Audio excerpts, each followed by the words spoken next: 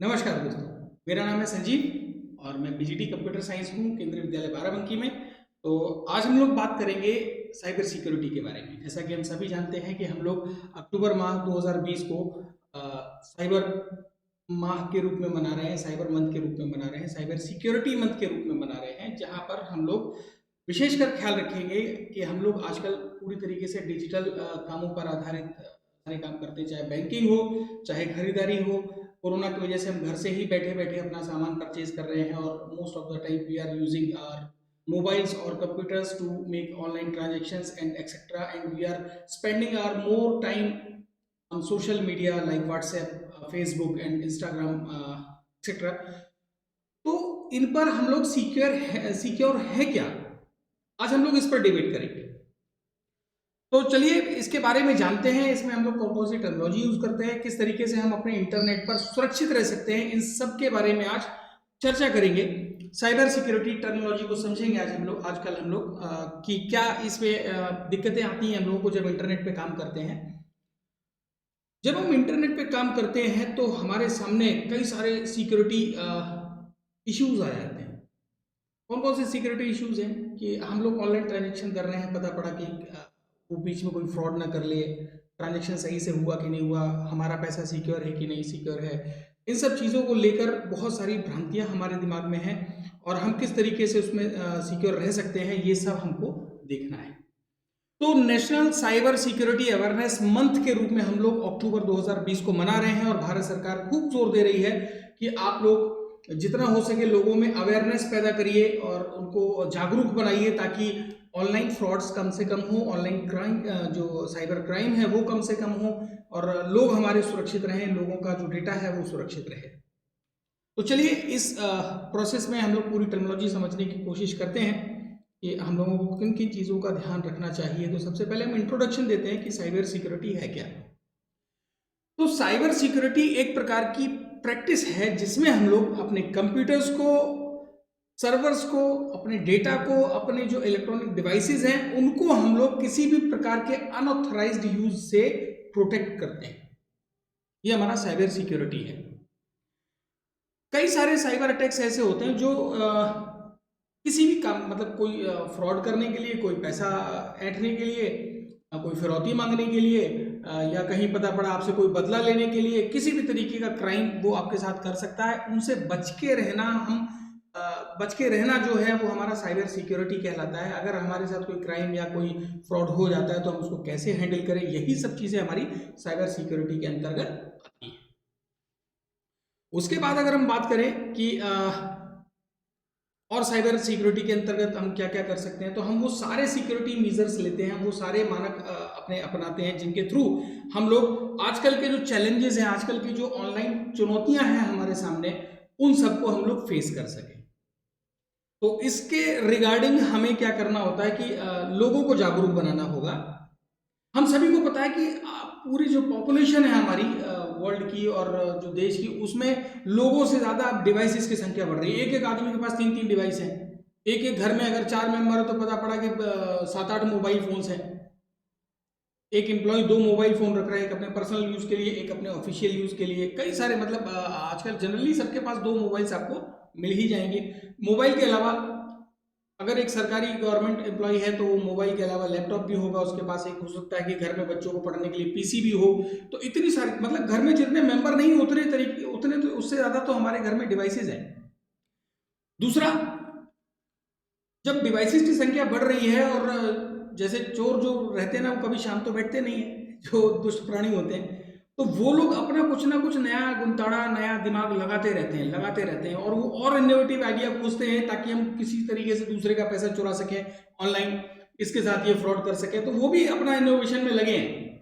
ऐसा नहीं कि वो लोग शांत बैठे हुए। तो उनसे ही हमको हैंडल करना है, उनको ही हमको हैंडल करना है, उनके जो क्रियाकलाप है उनसे हमको बच के रहना है। यही हम कर सकते हैं। अभी हम लोग कह लीजिए एक तरीके से बिगिनिंग फेज पे हैं इंटरनेट के। इंटरनेट एक बहुत बड़ी दुनिया है जिसमें हम अभी घुस तो गए हैं, लेकिन वहां कोई कायदा कानून अभी तक इस तरीके का इंप्लीमेंट नहीं है कि आप उससे बच के रह सके। तो यही सारे मेजर्स हमको देखना है इसमें। फिर हम बात करें अपने साइबर सिक्योरिटी की, तो साइबर सिक्योरिटी क्या है कि एक अप्रोच है जिसमें कई सारी लेयर्स होती हैं। आपके प्रोटेक्शन से रिलेटेड कई सारी हम लेयर बना के रखते हैं, स्तर बाई स्तर हम लोग उन प्रोटेक्शंस को फॉलो करते हैं। अब वो चाहे डिवाइसेस की हो, चाहे कंप्यूटर की हो, नेटवर्क की हो, प्रोग्राम की हो, किसी भी तरीके की हम लोग प्रोटेक्शन को चाहते हैं। जैसे आप अपने मोबाइल को ले लीजिए, तो मोबाइल में कई तरीके की आपको सिक्योरिटी की जरूरत पड़ेगी। यूजर एंड पे पड़ेगी, एप्लीकेशन लेवल पे पड़ेगी, नेटवर्क है उस लेवल पे पड़ेगी। मतलब हमारे जैसे जैसे प्रोग्राम कंप्यूटर की लेयर्स होती है, उन लेयर के हिसाब से हमें सिक्योरिटी की जरूरत पड़ती है। कोई भी ऑर्गेनाइजेशन हो, उसमें जो लोग हैं, उसकी जो प्रोसेस है और उसकी जो टेक्नोलॉजी है, उन सबको मिलाकर हम क्या करते हैं, एक इफेक्टिव डिफेंस सिस्टम अपना तैयार कर सकते हैं उन साइबर थ्रेट्स के अगेंस्ट। इसको हम लोग इंफॉर्मेशन टेक्नोलॉजी सिक्योरिटी भी कह सकते हैं, या साइबर सिक्योरिटी भी कह सकते हैं, या इलेक्ट्रॉनिक इंफॉर्मेशन सिक्योरिटी भी कह सकते हैं। कि इसको हम अलग अलग मतलब अपने लेवल पे अलग करेंगे, कंप्यूटर के लेवल पे अलग करेंगे, सॉफ्टवेयर लेवल पे अलग करेंगे, इंटरनेट लेवल पे अलग सिक्योरिटी हम लोगों को लगानी पड़ेगी। तो इसके बाद अगर हम इसमें और देखें कि हमारा जो सिक्योरिटी सिस्टम है, उसमें मेजर 3 चीज़ें हमें बहुत बचा के रखनी होती हैं। एक एंड पॉइंट डिवाइस, जिस डिवाइस पे हम काम कर रहे हैं, चाहे वो कंप्यूटर हो, मोबाइल हो, कुछ भी हो। फिर हमारा जो हमारे हाथ में स्मार्ट डिवाइस जो रहते हैं और रूटर्स जो रहते हैं, उनको हमको सिक्योर करना है, नेटवर्क को सिक्योर करना है, और साथ ही साथ जो हमारा क्लाउड पे आजकल हम लोग अपना डेटा जो सेव करके, जो मोबाइल में हम फोटो खींचते हैं, वो कई लोग अपनी सेटिंग कर लेते हैं, बाई डिफॉल्ट वो सारी आपकी क्लाउड पे जाती रहती है। गूगल क्लाउड पे जा रही हैं, मी क्लाउड पे जा रही हैं, किसी भी क्लाउड पे जा सकती हैं। उनको भी सेफ रखना है कि वो भी हमारे सुरक्षित रहे, किसको भेजना है, किसको नहीं भेजना है, हमारा जो वेरी पर्सनल डेटा है वो जाकर क्लाउड पे ना स्टोर हो जाए। ये सारी चीज़ें हमको बहुत ध्यान रखनी होती है। और इसके साथ साथ हमें इन सब चीज़ों को मेलवेयर से, वायरसेस से, इन सब से बचाना है। एक आध चीज़ नहीं है कि सिर्फ हैकर हमारा बैठा होगा हमारे सिस्टम को हैक करने के लिए। हैकर के अलावा मेलिशियस प्रोग्राम्स, मेलवेयर्स, और एक सोशल इंजीनियरिंग में एक बहुत अच्छी क्या मतलब एक अजीब तरीके का टर्म चल रखा हुआ है कि आप मान लीजिए आज कुछ सर्च किया, तो आपके पास आपने गौर किया होगा कि चाहे आप कुछ भी खोलिए, आपके पास उसी चीज से रिलेटेड एड्स आते हैं। आज आपने मान लीजिए कुछ खोजा किसी के बारे में, मान लो आपने एक लैपटॉप खोजा, तो आप देखिएगा फेसबुक खोलिए, उसमें जो ऐड आएंगे वो आपके लैपटॉप से रिलेटेड आएंगे, है ना। तो इस तरीके से जो ये किस तरीके से ट्रेंड पकड़ते हैं, उस ट्रेंड को पकड़ना कि आपकी जो हैबिट्स हैं उन सबको ये एनालाइज करके उस तरीके से आपको ऐड सामने प्रस्तुत करते हैं। This is called social engineering. बहुत खतरनाक चीज़ है, इसीलिए हमेशा इसको यूज करने से पहले इंटरनेट पर कुछ भी सर्च करिए, एनोनिमस सर्च करिए। अभी हम इस पर बात करेंगे आगे। तो इसके अलावा हमें और क्या क्या ध्यान रखना है कि साइबर सिक्योरिटी हमारी कितने टाइप की होती है, उसको देखते हैं। सबसे पहले नेटवर्क सिक्योरिटी। हमारा नेटवर्क बहुत ज़्यादा सिक्योर होना चाहिए ताकि हमारे जो इंट्रूडर्स हैं वो हमारे इस नेटवर्क में आसानी से ना घुस पाए, है ना। इंट्रूडर मतलब घुसपैठिए। जैसे हमारे देश में कहीं ना कहीं से आतंकवादी जो रहते हैं वो घुसपैठ करते हैं, देश की सुरक्षा व्यवस्था को तोड़ के अंदर घुसते हैं और फिर यहाँ कुछ गड़बड़ हलचल करते हैं। वैसे ही हमारे कंप्यूटर में भी एक सुरक्षा चक्र है, उसको भेद कर कोई सिस्टम में हमारे घुस जाए और उसमें से डेटा चोरी कर ले, तो ये हमारा इंट्रूडिंग कहलाता है। तो इस इंट्रूडिंग को रोकने के लिए, इस इंट्रूजन को रोकने, sorry intruding is a wrong word, intrusion को रोकने के लिए हमको बहुत सारे मेजर्स अपनाने पड़ेंगे। फिर एप्लीकेशन सिक्योरिटी की, आपकी जो एप्लीकेशन है वो सिक्योर है कि नहीं है, उसको हम किस लेवल तक सिक्योर करें, उसको कोई ओपन कर पाए या ना कर पाए, ये सब देखना हमारा एप्लीकेशन सिक्योरिटी कहलाता है। इसके बाद इंफॉर्मेशन सिक्योरिटी की, जो हमारी इंफॉर्मेशन है, डेटा है, कहीं पर भी स्टोर्ड है, that is secured, that must be secured. तो हम ऐसा डेटाबेस यूज करें जिसमें पासवर्ड प्रोटेक्शन रखें और कई सारी तरीके के पासवर्ड्स हम लगा के रखेंगे। तो इसको हम लोग बोलते हैं कि डेटा को प्राइवेसी और इंटीग्रिटी की मेंटेनेंस रखना, ये हमारा कहलाता है इंफॉर्मेशन सिक्योरिटी। ऐसे ही ऑपरेशनल सिक्योरिटी है कि जब आप ट्रांजेक्शन कर रहे हो, कोई भी हैंडलिंग कर रहे हो, अपना ऑनलाइन ट्रांजेक्शन्स कर रहे हैं, तो वो आपके प्रॉपर हों और डेटा आपका कहीं लीक ना हो, ये सब चीज़ें हमको देखना है। प्रोसेसिंग हमारी परमिशन के साथ हो, यूजर नेम पासवर्ड के साथ में हो, तो ये हमारी ऑपरेशनल सिक्योरिटी कहलाती है। इसके अलावा डिजास्टर रिकवरी जो होती है वो होती है एक, मान लीजिए कोई भी एक कंपनी है या एक बड़ा ऑर्गेनाइजेशन है, उसमें हम लोग क्या करते हैं कि डेटा हमारा पूरी तरीके से ख़त्म ना हो जाए एकदम, तो हम उसके लिए अलग अलग तरीके की व्यवस्थाएं करके रखते हैं, जैसे हम लोग डिजास्टर रिकवरी और बिजनेस क्या मतलब कॉन्टिन्यूटी जिसको हम लोग बोल सकते हैं वो कह सकते हैं। फिर हमारा आता है end user education. End user मतलब आप मोबाइल यूज़ कर रहे हैं ना, then you are the end user. आप अगर नेट बैंकिंग यूज़ कर रहे हैं, ऑनलाइन SBI यूज़ कर रहे हैं, you are the end user. तो एंड यूज़र के आसपास देखें तो सबसे ज़्यादा अनप्रेडिक्टेबल हमले होते हैं। किस तरीके के हमले हो सकते हैं? आपने कहा कि आपने अपना यूजर नेम पासवर्ड तो बरकरार रखा हुआ है, लेकिन अब पता पड़ा किसी ने फोन किया कि हम आपका अकाउंट यहाँ से यहाँ शिफ्ट कर रहे हैं, इसके लिए आपकी जानकारी वेरीफाई करनी है, ये जानकारी दीजिए, और बात बिल्कुल ऐसे करेंगे जैसे लगेगा बैंक का एम्प्लॉई है। आपने पता पड़ा अपनी उसकी पूरी जानकारी दे दी और आपके साथ हो गया फ्रॉड, पैसे निकल गए आपके सिस्टम से। तो इन सब चीज़ों से बचना, ये हमारा आता है एंड यूज़र एजुकेशन में, जिसमें हम ये सिखाते हैं कि किस तरीके से एंड यूज़र पर हम मतलब जब हम एक छोर पे सबसे आखिरी के जो हम यूज़र हैं उनको किस तरीके से बिहेवियर करना चाहिए अपने ऑनलाइन ट्रांजेक्शन के समय, ऑनलाइन बिहेवियर के समय। फिर हम अपने कंप्यूटर में पता पड़ा कोई भी पेन ड्राइव लाया, अपने कंप्यूटर में लगा दिया, पता नहीं उसमें क्या रखा हो, वायरस हो जो आपके सिस्टम को ही कबाड़ा कर दे, या उसमें ऐसा सॉफ्टवेयर हो जो हमारे सिस्टम की इंफॉर्मेशन को वहाँ कहीं बैकअप में ले ले उसी पेन ड्राइव में, फिर आप उसको पेन ड्राइव दे दीजिए, वो उसका मिसयूज करता फिरेगा। तो ये सारी चीज़ें भी हमको देखनी है, इनसे भी बच के रहना है। तो ये टेक्नोलॉजी है कुछ जो हमारी साइबर सिक्योरिटी में जो हमको जानना चाहिए।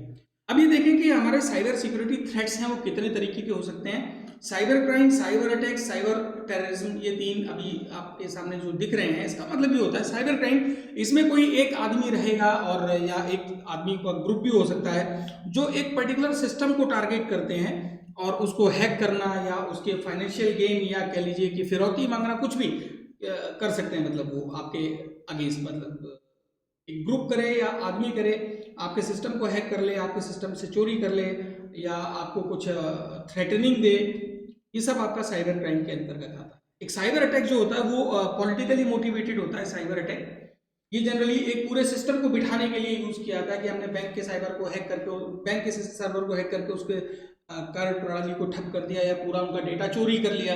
जैसे अभी बीच में फेसबुक का डेटा चोरी होने का एक रूमर उड़ी थी या सही थी, ये अब कंफर्म नहीं है, लेकिन इस तरीके की न्यूज़ जब आती रहती है तो हमको बहुत डर लगता है कि कहीं हमारी जो इन्फॉर्मेशन है वो कहीं लीक ना हो जाए और वो उसको मिसयूज ना कर लें। फिर साइबर टेररिज्म, ये जनरली इस तरीके के अटैक्स होते हैं जिनके थ्रू भय फैलाया जाता है या भ्रांतियां फैलाई जाती हैं, और जो जनरली पैनिक पैदा करने के लिए और डर पैदा करने के लिए इस तरीके के थ्रेट्स किए जाते हैं। इनके अलावा कुछ और कॉमन थ्रेट्स हैं जो हमारे इंटरनेट पर होते रहते हैं, जैसे फिशिंग है, रैंसमवेयर है, मैलवेयर है, सोशल इंजीनियरिंग है जिसकी मैंने अभी थोड़ी देर पहले बात की थी, एसक्यूएल इंजेक्शन है, और man in the middle attack है, और डिनाइल ऑफ सर्विस। ये ढेर सारे इतने सारे थ्रेट्स हैं जो हमारे साथ हो सकते हैं। हो सकते हैं क्या, होते ही हैं। आप अपनी मेल को जरा चेक करिए, उसमें स्पैम फोल्डर में जाइए, कितने सारे मेल रहते हैं। वो कुछ तो फिल्टर वो हमारा ईमेल प्रोवाइडर लगाए रहते हैं, लेकिन कुछ ऐसे मेल्स होते हैं जिनसे आपका कोई मतलब ही नहीं है, और कभी कभी ऐसा लगता है कि बिल्कुल सही, मतलब ये जिसका मेल है ये इसको मैं जानता हूँ, उसी के नाम से होगा।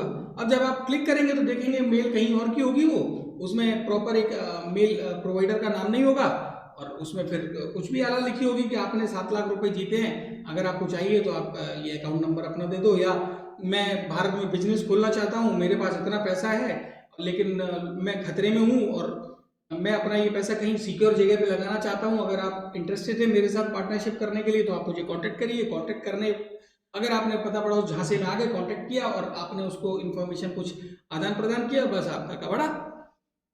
इस तरीके के जो अटैक्स हैं वो भी आपके साथ होते रहते हैं, आपको पता नहीं पड़ता, आपको होते रहते हैं। फिशिंग होती रहती है आपके साथ। रैंसमवेयर ये इस तरीके का कि आपका डेटा चोरी कर लिया या ब्लॉक कर दिया, फिर कह रहा कि अगर आपको डेटा खुलवाना है तो आप इतने 1000 रुपये मेरे अकाउंट में ट्रांसफर करिए। कोई गारंटी है कि वो ट्रांसफर कर दे पैसे और वो मेरा डेटा छोड़ देगा? कोई गारंटी नहीं है। और उसे तो छोड़ भी दे लेकिन आपके पैसे तो गए ना, बिना मतलब कि आपका डेटा एक तरीके से कह लीजिए उसको किडनैप कर लिया मैंने, है आपके सिस्टम पे ही, लेकिन मैंने उसमें ऐसे कुछ एल्गोरिथम्स लगा दिए कि आपका डेटा आपसे खुलेगा ही नहीं। अगर आपको खोलना है तो आपको उनको कांटेक्ट करना है, फिर जब वो एल्गोरिथम का मीन्स एंटीडोज देंगे उसको, तब वो जाकर कहीं खुलेगा। तो ये हमारा रैंसमवेयर कहलाता है। ऐसी मेलवेयर ये कुछ भी कर सकते हैं, आपके सिस्टम में आके आपका सिस्टम चोरी कर लेगा या वहीं कबाड़ा कर दिया। सोशल इंजीनियरिंग की मैंने अभी बात की ही थी आपसे। एसक्यूएल इंजेक्शन क्या होता है कि ये एसक्यूएल क्वेरीज के साथ हमारा जो भी डेटाबेस के साथ हम लोग करते हैं, वो हम जब क्वेरी करते हैं कोई चीज़, तो यहाँ से एक एसक्यूएल बन के जाती है सर्वर तक, सर्वर उसको रिस्पॉन्ड करता है। तो उसके साथ क्या होता है कि कुछ लोग उन रिस्पॉन्सेज के साथ या एसक्यूएल क्वेरी के साथ कुछ कोड भी मिलाकर भेज देते हैं, और जो ये कोड हैं ये आपके इंफॉर्मेशन आपके सिस्टम को करप्ट भी कर सकते हैं, डेटा स्टील भी कर सकते हैं। तो इस तरीके के जो कोड्स हैं वो हमारे एसक्यूएल इंजेक्शंस कहलाते हैं। और मैन इन मिडिल अटैक, मतलब कोई ना कोई इसमें आदमी तो शामिल रहता ही है। तो ये मैन इन मिडिल अटैक है, जिसमें मतलब आप और जो पता पड़ा कि कोई हमारे साथ अटैक कर रहा है, उसके बीच में भी कोई हो सकता है जो उस बीच में से डेटा निकाल कर ले जाए। बिल्कुल एकदम रियल लाइफ जैसा है कि पहले पता पड़ा कि मैंने एक राजा के पास अपना दूध भेजा, दूध रास्ते में जा रहा है, रास्ते में किसी ने उसको किडनैप करके जो मैंने मैसेज भेजा था उसको मैसेज को इनक्रिप्ट कर लिया, कि हमने पता पड़ा कि उसको इस तरीके से लिखा था कि छिपी हुई स्याही के साथ जब मैं आग के पास लेकर जाऊँ तो वो उसको रिवील हो जाता था। तो वही चीजें यहाँ पर भी होती हैं कि आपने संदेश को किसी और को भेज रहे, बीच में से कोई उसको ले गया, ठीक है। ऐसे डिनाइल ऑफ सर्विस का मतलब आप किसी रिसोर्स को, किसी सर्वर को चाह रहे हैं और वो सर्वर आपको रिस्पॉन्ड नहीं कर पा रहा है क्योंकि आपके पास जो इन्फॉर्मेशन है वो कहीं बीच में करप्ट हो गई, कुछ भी हो गई, तो आपको वो सर्विस प्रॉपर नहीं मिल पाती या आपका हार्डवेयर कोई प्रॉपर सर्विस नहीं दे पा रहा है। एक मैसेज दे देता है डिनाइल ऑफ सर्विस का, ये जो मैसेज है ये आपको सामने दे देता है। तो ये भी एक प्रकार का अटैक है जो जनरली सिस्टम में देखा जा सकता है कि आप कुछ करना चाह रहे हैं वो हो नहीं रहा है, हैंग कर गया सिस्टम। फिर इसकी बात करें अगर हम फिशिंग की, तो फिशिंग मैंने अभी आपको समझाया ही था कि इस तरीके की मेल आएगी जो आपको एकदम ऑथेंटिक लगेगी, लेकिन ये आपका कबाड़ा करने के लिए होगी। इसलिए कभी भी जान पहचान वाले मेल खोलने से पहले आप उसका ईमेल का हेडर जो होता है, जहाँ पर ईमेल एड्रेस वगैरह होता है, उसको भली भांति चेक कर लीजिए कि प्रॉपर उसका ईमेल एड्रेस वही है जो आपके जान पहचान वाले व्यक्ति का है, उसका जो ईमेल सर्विस प्रोवाइडर है वो पूरा प्रॉपर है कि नहीं है। तब आप जाकर उस ईमेल को चेक करिए, मतलब आगे पढ़िए, या उसमें अगर कोई लिंक हो तो उसको क्लिक मत करिए, ठीक है। तो फिशिंग से बचने का तो ये तरीका है कि आप अननेसेसरी मेल्स को डायरेक्ट डिलीट कर दीजिए। अगर आपको लग रहा है कि ये ऑथेंटिक लग रहा है, उसको पढ़ना है, तो चलिए ठीक है, उसको खोल लिया। अगर उसमें कोई लिंक हो, कुछ डाउनलोड करने के लिए हो, वो कुछ भी मत करिएगा। आप पहले मैसेज पढ़िए, उसका हेडर पढ़िए, उसके बाद आप डिसाइड करिए। ये आपके विवेक के ऊपर है कि आप कितना इसको हैंडल कर लेते हैं। फिशिंग के बाद रैंसमवेयर के बारे में मैंने आपको बताई कि ये किस तरीके से होते हैं। आपके डेटा को ब्लॉक कर देंगे, आपके ऑपरेशन को ब्लॉक कर देंगे, फिर कहेंगे कि आपका सिस्टम आपको ओपन करना है, आप मुझे इतना पैसा ट्रांसफर करो। मालवेयर क्या होते हैं कि ये एक टाइप के सॉफ्टवेयर होते हैं जिनका यूज अनऑथराइज एक्सेस करने के लिए किया जाता है और आपका सिस्टम भी डैमेज कर सकते हैं, इंफॉर्मेशन भी चोरी कर सकते हैं। सोशल इंजीनियरिंग की मैंने बात की कि ये आपके पैटर्न को, आपके सर्चिंग के पैटर्न को ये ट्रेस करते रहते हैं। मतलब आपके सिस्टम में प्रॉब्लम है, वो आप जो सर्च कर रहे हैं वो अपना एक डेटाबेस बनाता जा रहा है, फिर उसको ये एनालाइज करते हैं, उसके बाद देखते हैं कि आपको ये चीज़ें ज़्यादा पसंद है। मैंने पता पड़ा जिम का कुछ भी सर्च किया और 2-3 बार सर्च मारा तो उसका ट्रेंड बना लेता है। फिर मैं चाहे फेसबुक खोलूँ, चाहे कोई ब्राउजर खोलूँ, उसमें जो ऐड आएंगे वो हमेशा जिम से रिलेटेड प्रोडक्ट्स के होंगे, ठीक है। तो इस तरीके का आपका जो बिहेवियर है वो ये ट्रेस करते रहते हैं। तो इससे बचने के लिए सबसे बढ़िया तरीका ये कि आप जब भी सर्च करिए एनोनिमस करिए, लॉगिन होकर सर्च मत करिए। बेस्ट वे आपको अगर सोशल इंजीनियरिंग से बचना है तो, क्योंकि आप अपने सिस्टम की लोकेशन वगैरह सब ऑन रहती है, वो पता पड़ जाता है कि आप इस क्षेत्र में हैं, तो इस क्षेत्र के पास का जो चीज़ें उनका ऐड आपके पास भेजते रहेंगे। तो लोकेशन भी हमेशा ऑन करके मत रखिए, जब तक बहुत ज़रूरत ना हो। आप अपने सिस्टम का मीन्स कंप्यूटर का और मोबाइल का लोकेशन ऑफ करके रखिए, लोकेशन सर्विस जो उसकी होती है। फिर कुछ साइबर सेफ्टी टिप्स हैं जो जिनके थ्रू हम लोग साइबर अटैक्स से प्रोटेक्ट हो सकते हैं। क्या है कि अपने सिस्टम के सॉफ्टवेयर को हमेशा अपडेट करते रहिए, ऑपरेटिंग सिस्टम को अपडेटेड रखिए, और एक एंटीवायरस सॉफ्टवेयर का प्रयोग करिए, वो भी लाइसेंस्ड एंटीवायरस का प्रयोग करिए। फ्री वाले एंटीवायरस क्या कि वो खुद भी वायरस साथ में बेचते हैं, और जब एक बार वायरस आ जाएगा तो फिर कहेंगे कि अब आप इसका प्रो वर्जन खरीदिए, इतना पैसा दीजिए, तब आपका ये वायरस हटेगा। तो बहुत ध्यान रखना है कि आप हमेशा लाइसेंस्ड सॉफ्टवेयर ही यूज करें अपने सिस्टम में। और जब भी पासवर्ड रखिए उसको बहुत स्ट्रॉन्ग रखिए। ऐसा मत रखिए कि आपने अपने बेटे का नाम रख दिया, बेटे की डेट ऑफ बर्थ रख दी, मोबाइल नंबर रख दिया, गाड़ी का नंबर रख दिया। दीज ऑल आर प्रेडिक्टेबल, ये प्रेडिक्टेबल है, इनको तो कोई भी आदमी ताड़ लेगा, ये चेक कर लो, ये चेक कर लो, ये चेक कर लो। तो अपने आसपास की जो जानकारी जो लोगों को पता होती है उसको तो एज अ पासवर्ड कभी मत रखिए। ये मेरा पर्सनल सजेशन है, कभी मत रखिए। मैं तो पासवर्ड ऐसे रखता था कि जो लोग प्रेडिक्ट ही नहीं कर पाए। अब कभी मैं जैसे ननिहाल में गया, अपनी गाय वाय चराता था, उसको हाथ टिक टिक टिक टिक बोलता था, तो मैंने पासवर्ड एक बार वही रख दिया था, टिक टिक टिक टिक, 4 बार टिक, टीआई के टीआई के टीआई के टीआई के। इसको कोई नहीं वो कर सकता कि ये हो सकता है पासवर्ड। भाई टिक टिक टिक टिक कौन करता है? तो ये तो एक मतलब मजाक वाली बात हो गई। एक मैंने पासवर्ड रखा था अपने एक ऑनलाइन बैंकिंग का, और उसके साथ कुछ स्पेशल सिंबल लगाया था और कुछ नंबर का कॉम्बिनेशन दिया था। नंबर का कॉम्बिनेशन कभी भी अपनी डेट ऑफ बर्थ, गाड़ी का नंबर, मोबाइल नंबर, ये सब मत रखिएगा।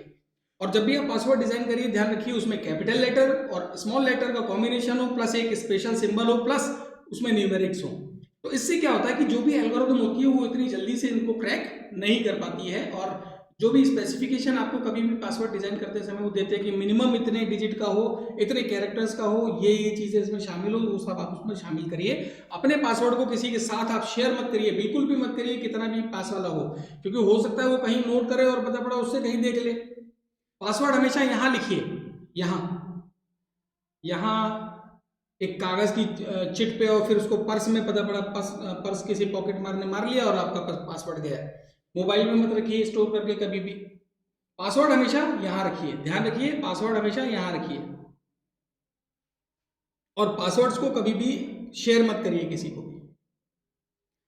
उसके बाद ऐसी ईमेल्स के लिंक पर कभी मत क्लिक करिए जो मींस फिशिंग के थ्रू आई हैं, उनको बहुत ध्यान रखना है। और जो जबरदस्ती के मैसेजेस आते हैं उसमें कि इस पे क्लिक करिए।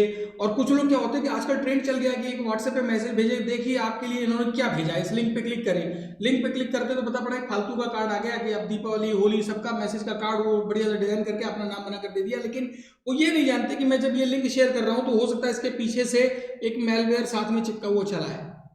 कभी भी ना तो ऐसे मैसेजेस फॉरवर्ड करिए लिंक वाले, और ना किसी के मैसेज, भेजे गए मैसेज को आप खोलिए। उससे बोलिए कि अगर आपको विश करना है फोन कर दीजिए, मैसेज कर दीजिए डायरेक्टली, लेकिन इस तरीके के लिंक्स मत भेजिए। तो ये सब क्या है कि बहुत ऐसी चीजें हैं जिनको हम लोग बहुत ज्यादा नेग्लेक्ट कर जाते हैं, जाने अनजाने इसको बस अरे देखें क्या भेजा है, टक। बॉयफ्रेंड गर्लफ्रेंड होते तुरंत एक दूसरे के मैसेज को टक, भाई विश्वास रहता है कि उन्होंने तो बढ़िया भेजा होगा। अरे उसको थोड़ी पता है कि जो सामने वाला भेज रहा है वो अनजान है बिल्कुल उससे, उसने तो बस मजे किया, इधर से उसको मैसेज अच्छा लगा, इधर पास कर दिया। खुद तो कबाड़ा हुआ ही था, मैंने दोबारा भी कबाड़ा कर दिया, ये रहता है।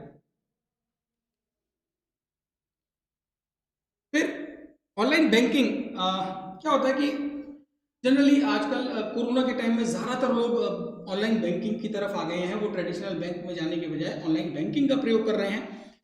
तो ऑनलाइन बैंकिंग में एक यूजर नेम होता है, एक पासवर्ड होता है, एक ओटीपी आता है आपके मोबाइल पे। तो इसमें 2 और 3 लेयर की इसमें सिक्योरिटी होती है, लेकिन फिर भी इसमें सावधान रहिए, किसी को भी अपना क्रेडेंशियल्स यानी यूजर नेम, पासवर्ड और ओटीपी किसी को भी शेयर नहीं करने। बैंक बार बार मैसेज भेजता रहता है कि आपसे ओटीपी पूछने के लिए, पासवर्ड पूछने के लिए कभी बैंक कोई मेल मैसेज नहीं करता है, ना फोन करता है। लेकिन फिर भी क्या होता है कि कई लोग इसमें ठगे जाते हैं सिर्फ जानकारी के अभाव में। उनको जानकारी नहीं होती कि मैं किस फोन का जवाब दूं, किस फोन का जवाब ना दूं। तो ये जो मंथ मनाया जा रहा है, साइबर सिक्योरिटी मंथ, अक्टूबर 2020 को, इसको मनाने का यही कारण है कि लोगों के बीच में जागरूकता बढ़ाई जाए, उनको जगाया जाए कि जाग भाई, तू अपना कबाड़ा मत कर, अपना अपने आप को मत लुटवाओ। ये उनको जगाने की प्रोग्राम है। एक जो कंप्यूटर प्रोफेशनल्स हैं या जो एकदम अलर्ट हैं, टेक सेवी हैं, उनके लिए ये आम बात है। मतलब उनको, उनके लिए दिक्कत वाली बात नहीं है क्योंकि वो सब समझदार हैं। लेकिन जो नए नए कंप्यूटर में घुस रहे हैं, नया मोबाइल ले रहे हैं, नई नई ऑनलाइन बैंकिंग ले रहे हैं और उनको ये सारी चीजें नहीं पता है, ये उनके लिए, ये अवेयरनेस वीक वास्तव में उनके लिए है। और अभी भारत के अंदर एक बहुत बड़ा तबका ऐसा है जो कंप्यूटर या टेक्नोलॉजी के बारे में अनभिज्ञ है। जानता भी है तो बहुत थोड़ी चीजें कि उसको हैंडल करना आ गया, ये सब चीजें आ गई, लेकिन अंदर की चीजें उसको नहीं पता है और आसानी से ठगी का शिकार हो जाते हैं। तो इन सबसे बचने के लिए भारत सरकार की एक बहुत अच्छी मुहिम है कि सबको जागरूक बनाया जाए।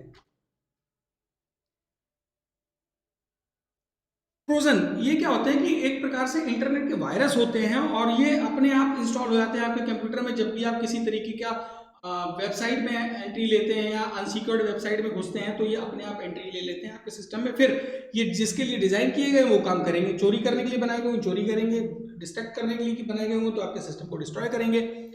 फिशिंग ईमेल्स, ये तो अभी मैंने आपको बात की, ऐसी ईमेल्स जो आपको एकदम अट्रैक्टिव लगेंगी लेकिन आपको उन पर ध्यान नहीं देना है। और मनी मिले और एडिशनल इनकम ईमेल स्कैम जो बहुत चल रहा है आजकल, जो मैंने अभी आपको एक एग्जांपल भी दिया था कि विदेश में कोई है, उसके मामा फूफा उसको मारने को तैयार हैं और वो कह रहा है कि मेरे पास 1 करोड़ का धन है, इसको मैं कहीं सही जगह पे लगाना चाह रहा हूँ और आप मेरी हेल्प कर सकते हैं, मैंने आपको बहुत अच्छा पाया है फलाना ढिमाका, और बस यहाँ से कहानी शुरू। अगर आप उसमें फंस गए जाल में तो फिर फंस गए। फिर बात आती है कि जब हम ऑनलाइन बैंकिंग करें तो किन किन चीज़ों का ध्यान रखें। इस चीज़ का आपको बहुत ध्यान रखना है कि अपना यूजर नेम पासवर्ड किसी को शेयर नहीं करना है। ये मैं कई बार बोल चुका हूँ, गांठ बांध लीजिए इसको, किसी को भी शेयर नहीं करना है। फिर अगर आपको ऑनलाइन बैंकिंग सही में यूज करनी है तो आप या तो अपने मोबाइल से करिए और करके उसको लॉग आउट भी करिए, लॉग आउट जरूर करना है, अपने कंप्यूटर से करिए और लॉग आउट करिए। कभी भी पब्लिक प्लेसेस पर ऑनलाइन बैंकिंग का प्रयोग ना करें, जैसे कि आप साइबर कैफे गए वहां से पैसे ट्रांसफर करना है, नहीं करिए, कुछ भी हो जाए मत करिए, मोबाइल से करिए अपने। किसी भी पब्लिक वाईफाई वाले नेटवर्क पे अपने ट्रांजैक्शंस मत करिए। जैसे अभी क्या कि कई सरकारों ने वाईफाई फ्री कर रखा है कि इस चौराहे पे खड़े हो जाओ, आपको बस खाली 10 मिनट के लिए वाईफाई फ्री मिलेगा। आपने कहा उस 10 मिनट के वाईफाई से जुड़े और यहां से वहां पे 1 लाख रुपए भेजना चाह रहे हैं, बस आपका डेटा बस तुरंत चोरी हो जाएगा। जो पब्लिक वाईफाई होते हैं they are not secured, they are highly unsecured.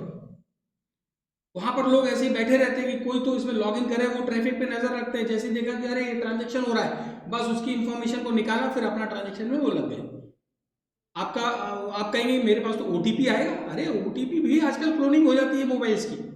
इसको बहुत ध्यान रखना है कि पब्लिक वाईफाई में कभी भी आप अपना जो ट्रांजेक्शन है वो ना करें। उसके अलावा लॉग ऑफ करना मत भूलिए, सबसे बड़ी चीज लॉग ऑफ करना मत भूलिए। और अगर बहुत लग रहा है कि आपको मीन्स पब्लिक उस पर जाना है, पब्लिक सिस्टम में जाना है, साइबर कैफे में जाना है, तो आप उसकी हिस्ट्री डिलीट करना मत भूलिए। फिर कई जगह क्या होता है कि अपने कंप्यूटर में लोग की लॉगर करके एक सॉफ्टवेयर आता है, और भी सॉफ्टवेयर आते हैं, मैं तो एक एग्जांपल दिया आपको की लॉगर। वो क्या करता है कि आप वो जब ऑन है आप कोई भी की प्रेस करिए उसकी वो लॉग बनाता चला जाता है, मतलब एक के बाद इस की एक टेक्स्ट फाइल बनाता चला जाता है। आप जब वहां से लॉग ऑफ करके और हिस्ट्री वगैरह सब डिलीट करके चले भी गए, तब भी आपने कौन कौन सी बटन टाइप की वो पूरे एक सीक्वेंस में वहां पर उसको टेक्स्ट फाइल में मिल जाएगी, उसमें से आसानी से ताड़ जाएगा कि यूजर नेम के बाद ये यूजर नेम था, ये पासवर्ड था, आपने इसके बाद यहाँ क्लिक किया, आपका सारा की उसके पास है। इसलिए बोल रहा हूँ कि भले ही आप यूज कर रहे हैं तो आप उसको मतलब क्या करिए, हिस्ट्री डिलीट करिए। हिस्ट्री डिलीट करने के बाद दूसरी जगह तुरंत जाके उसका पासवर्ड बदल दीजिए। इतना करेंगे तो एटलीस्ट आप थोड़ा तो सिक्योर हो जाएंगे। फायरवॉल का यूज करिए, एक प्रॉपर फायरवॉल का अपने पास यूज करिए, जिससे कि अनऑथराइज्ड इंट्रूजन आपके सिस्टम पे रुक जाता है। और साथ ही साथ ऑटो कंप्लीट का जो ऑप्शन होता है कि जो आजकल आप यूजर नेम पासवर्ड डालते हैं, पता पड़ा एक बार डाला तो उसमें एक ऊपर ऑप्शन आता है कि do you want to save this user name password for further use, तो आपने सेव पे क्लिक कर दिया तो हमेशा आपके सिस्टम पे रहेगा। अब आप सिस्टम के बाहर गए, कोई दूसरा आया, उसने सिस्टम पे क्लिक किया, यूजर नेम पासवर्ड ने देखा कि ऑटो सेव्ड है, उस पर लॉग इन किया और आगे बढ़ गए। हालांकि ओटीपी आएगा लेकिन ओटीपी क्लोनिंग हो जाती है। जब भी आप की लॉगर से अगर आपको बचना है, की लॉगर जो मैंने अभी आपको एक एग्जांपल दिया था, तो आप उसमें कीबोर्ड का यूज करेंगे तो कीबोर्ड को वो लॉगिन करता है, तो बेहतर है कि आप लोग वर्चुअल कीबोर्ड का प्रयोग करिए। आप यहाँ पर देखिए स्क्रीन में आपको एक वर्चुअल कीबोर्ड दिख रहा है। जब भी आप ऑनलाइन बैंकिंग में जाते हैं तो इस तरीके से आपको एक वर्चुअल कीबोर्ड दिखता है। जितने बार आप इसको रिफ्रेश करेंगे उसके कीज का कॉम्बिनेशन मतलब जो सीक्वेंस है वो बदल जाता है। तो आप यहाँ से क्लिक करेंगे तो ये लॉग नहीं हो पाता है। अगर पीछे से कोई कैमरे से भी लगा कर देखा है तो उस समय ये ऐसे यहाँ पर जो बटन था, यहाँ पर जो बटन था, वो आगे पीछे हो जाती है, तो वो इतना आसान नहीं है उसको मतलब हैक करना। फिर बात आती है कि आप अपने इंटरनेट को बैंकिंग पासवर्ड को रेगुलरली चेंज करते रहिए और इसे किसी को मत बताइए। ऑलवेज यूज स्ट्रॉन्ग पासवर्ड, जैसा कि मैंने अभी आपको बताया था। और अपने अकाउंट की इंफॉर्मेशन किसी भी टेली कॉलर को कतई ना दें, चाहे वो बैंक का एम्प्लॉय चाहे कहीं कर। अगर कोई कहता है कि आपको क्रेडिट कार्ड खुलवाना है, ऑनलाइन खुल जाएगा, आप अपनी बस इन्फॉर्मेशन दे दीजिए, बोल दीजिए मैं बैंक आ जाऊंगा, खुलवा लूंगा क्रेडिट कार्ड, फोन पे कुछ नहीं बताऊंगा। उसके बाद नेट बैंकिंग में कभी भी आप प्री सेव्ड जो होते हैं ना नेट बैंकिंग वाले जो लिंक्स होते हैं आपके ब्राउजर के एड्रेस बार में प्री सेव्ड जो होते हैं उनको कभी भी आप डायरेक्टली यूज मत करिए। हर बार आप अपने बैंक का पूरा यूआरएल टाइप करिए, ठीक है। तो इससे आप सुरक्षित रहेंगे और अपना ऑपरेटिंग सिस्टम अपडेट करते रहिए। ऑफिशियल बैंकिंग यूज का ही प्रयोग करिए। एसबीआई के लिए अगर आप जा रहे हैं तो ऑनलाइन एसबीआई और या फिर इनका योनो ऐप, ऐसे ही हर बैंक का अपना एक अलग ऐप होता है, उसको ही प्रयोग करिए। बाकी और किसी को थर्ड पार्टी जो एसबीआई के ऐप्स हैं उनको यूज मत करिएगा। और always use licensed antivirus software, ये एक बहुत बड़ा थंब रूल है आपके आजकल के सिस्टम के ज़माने में। हालांकि विंडोज़ 10 में ये फैसिलिटी कि वो अपना विंडोज़ डिफेंडर देते हैं, उसमें आपको एंटीवायरस इंस्टॉल करने की ज़रूरत नहीं होती है। फिर आप जब ईमेल अपना एटीएम कार्ड स्वाइप कराते हैं, स्वाइप कराते समय आप बहुत ध्यान रखिए कि उसके सामने ही आप ये टाइप मत करिए। देखिए कि उसमें इस तरीके से ये जो आप इमेज देख रहे हैं यहाँ पर, इसमें इस तरीके से ये एक जैकेट बना हुआ है, ये बना हुआ हो, फिर भी आप उसको ऐसे करके टाइप करिए कि अगल बगल वाले भी उसको ना देख पाएं। तो टाइप करते समय आपको बहुत ध्यान रखना है कि आप अपना पिन बहुत सिक्योर रखना है आपको।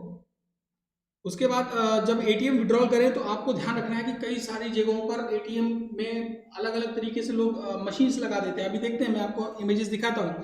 तो उसके पहले हम ये देख लेते हैं कि हमें अपने माइंड में कुछ चीज़ें बहुत ध्यान रखनी है कि हमारी आइडेंटिटी थेफ्ट ना हो जाए, मतलब आइडेंटिटी को कोई चोरी ना कर ले।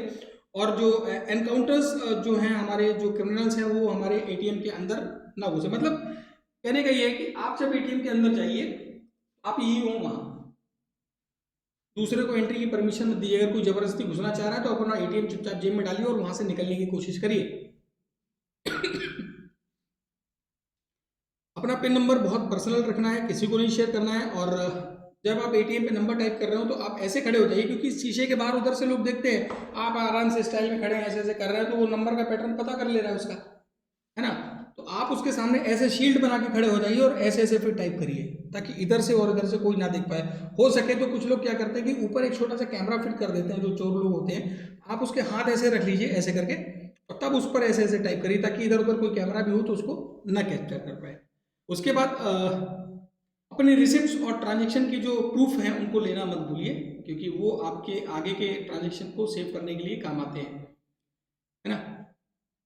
और डू नॉट काउंट और visually display any money means you receive from ATM. Means आपने कई लोगों को मैंने देखा कि वो एटीएम से जैसे ही पैसे निकले वहां पर उसी को थूक लगा के मस्त गिनना शुरू कर देते हैं। ये मत करिए, भाई मशीन आपको एक्यूरेट काउंट करके ही पैसे देती है।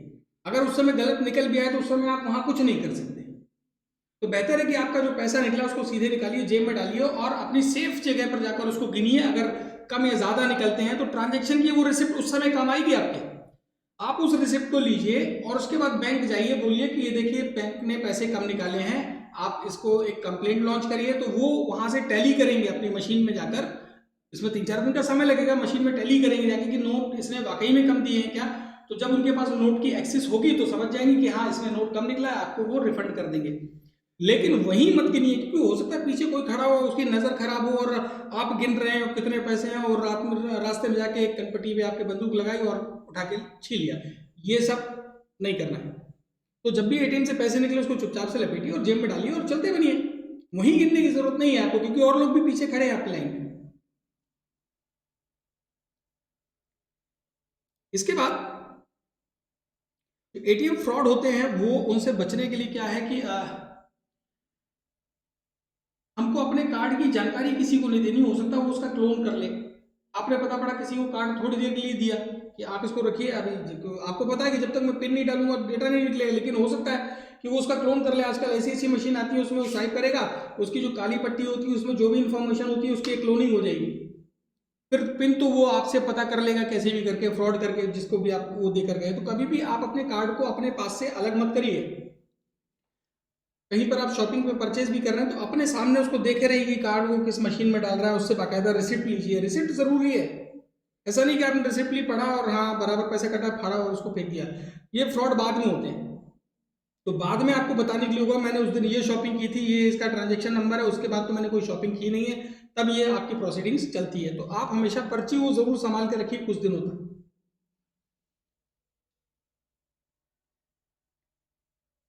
फिर आती है बात कि एटीएम फ्रॉड में किस किस तरीके से फ्रॉड हो सकते हैं। एक होता है कार्ड शिमिंग। इसमें क्या होता है कि एक डिवाइस इंस्टॉल कर दी जाती है मोबाइल के ऊपर, अभी मैं आपको दिखाता हूँ। और एक होता है कार्ड स्किमिंग। ये दोनों चीजें हैं। देखिए, ये एक प्रकार का कार्ड स्किमर है। इसको आप गौर से देखिए, ये एक प्रकार का कार्ड स्किमर है। इसको देख रहे हैं जो इस तरीके से ये लगा रहे हैं। आप जब भी एटीएम पे जाइए तो इस वाले जो जहां पर आप कार्ड इंसर्ट करते हैं उसको पकड़ के अच्छे से हिलाइए, क्योंकि ये बहुत मतलब आसानी से अलग हो जाता है। अगर अलग से कार्ड स्किमर लगा है तो ये आसानी से आपके हाथ में आ जाएगा। इसको अच्छे से हिलाकर देख लीजिए, उसके बाद आप कार्ड इसमें डालिए। फिर उसके बाद देखिए, ये इस तरीके का जो फेक अलग से जो आपको दिख रहा है, उभरा हुआ दिख रहा हो, कुछ आपको लग रहा हो कि ये इस तरीके से तो नहीं होता, पिछली बार निकाला था तो थोड़ा कम था, अभी ऐसा है, तो आप इसको ऐसे पकड़ के खींचिए। तो जब आप इसको ऐसे पकड़ के खींचेंगे तो ये तुरंत अलग हो जाएगा, थोड़ी सी ताकत लगाने का। अब ऐसा भी नहीं आप उसके ऊपर चढ़ बैठे, पता पड़ा जो मशीन थी वो भी गई। आप थोड़ी सी ताकत लगाइए, ये आपका बाहर आ जाएगा। तो आप इससे समझ सकते हैं कि रियल है ये फेक है। फिर इसके बाद आप इसकी कंप्लेंट कर दीजिए। कई सारे वीडियोस वायरल है इसके, यहाँ पर देखिए स्किमर लगा के रखा हुआ है, कीबोर्ड जहाँ टाइप करते हैं उसके ऊपर कैमरा लगा हुआ है। अभी आपको वो भी दिखाता हूँ।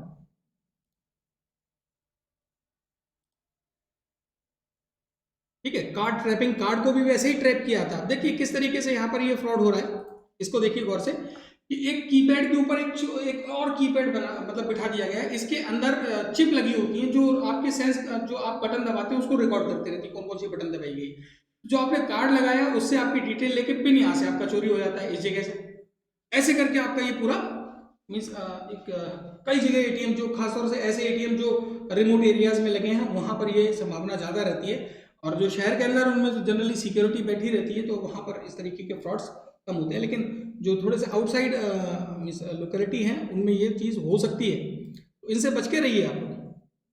देखिए, पासवर्ड डालिए तो हमेशा इस तरीके से डालिए, ये या आप हाथ ऐसे कर लीजिए, उसके बाद ऐसे करके पासवर्ड डालिए। आपकी शीट इधर से आपके पीछे वाला नहीं देख पा रहा, बगल वाला नहीं देख पा रहा, इधर वाला नहीं देख पा रहा, इधर दीवार वगैरह हो सकती है। तो ये देखिए इस तरीके से कुछ स्कैमर डिवाइसेस हैं जिनको लगाकर ये लोग आपके साथ फ्रॉड कर सकते हैं। इनसे भी बच के रहना है।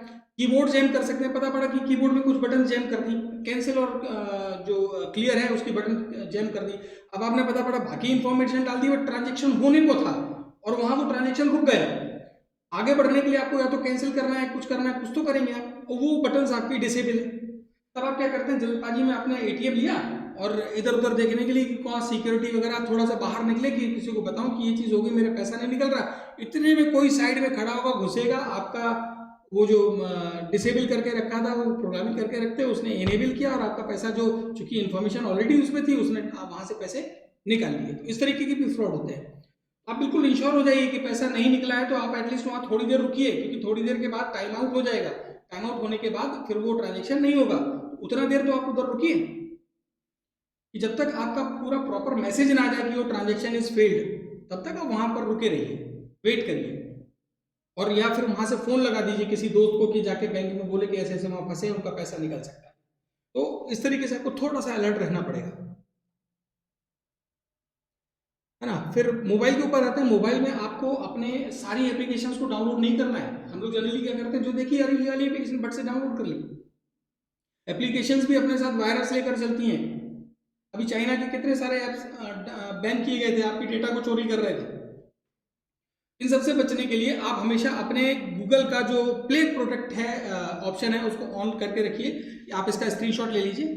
तो यहाँ से इसमें किस तरीके से ये यूज़ किया जाता है इसको आप देख सकते हैं कि किस तरीके से हम अपने प्ले प्रोटेक्ट ऑप्शन को ऑन कर सकते हैं। उसको ऑन रखिए, तो जब कभी भी ऐसा कोई गूगल प्ले स्टोर उसको सेंस करता है कि ये एप्लीकेशन फ्रॉड है और इस तरीके का स्कैम है इसके साथ, तो उसको ऑटोमेटिकली या तो अनइंस्टॉल कर देगी, आपको प्रॉम्प्ट करेगी कि इसको अनइंस्टॉल कर दो, this is harmful for your device. तो आप इसको हमेशा ऑन करके रखिए। तो इतने सारे अगर सिक्योरिटी मेजर लेकर चलेंगे तो हम कुछ हद तक प्रोटेक्टेड रहेंगे। और ऑनलाइन सिक्योरिटी और ऑनलाइन ट्रांजेक्शंस और ऑनलाइन डिजिटली वर्क करना आजकल हमारी नेसेसिटी बन गया है, आवश्यकता बन गया है, बिना इसके अब काम नहीं चलने वाला। तो सीधी सी बात है कि आपको अलर्ट भी रहना पड़ेगा, क्योंकि काम तो इसी के साथ करना है, तो इसी के साथ रहना है, तो हमको अलर्ट भी रहना है ताकि हमारे साथ कोई घटना दुर्घटना ना घटित हो जाए, हमारा डेटा सिक्योर रहे, हम सिक्योर रहे। तो आशा करता हूँ आपको ये आज का वीडियो पसंद आया होगा। अगर ये वीडियो पसंद आया होगा तो प्लीज़ लाइक करिए, सब्सक्राइब करिए और अपने आप को सुरक्षित रखिए, अलर्ट रहिए, जाग जाइए। अगले वीडियो में हम लोग फिर मिलते हैं एक नई जानकारी के साथ। मेरा नाम है संजीव। नमस्कार।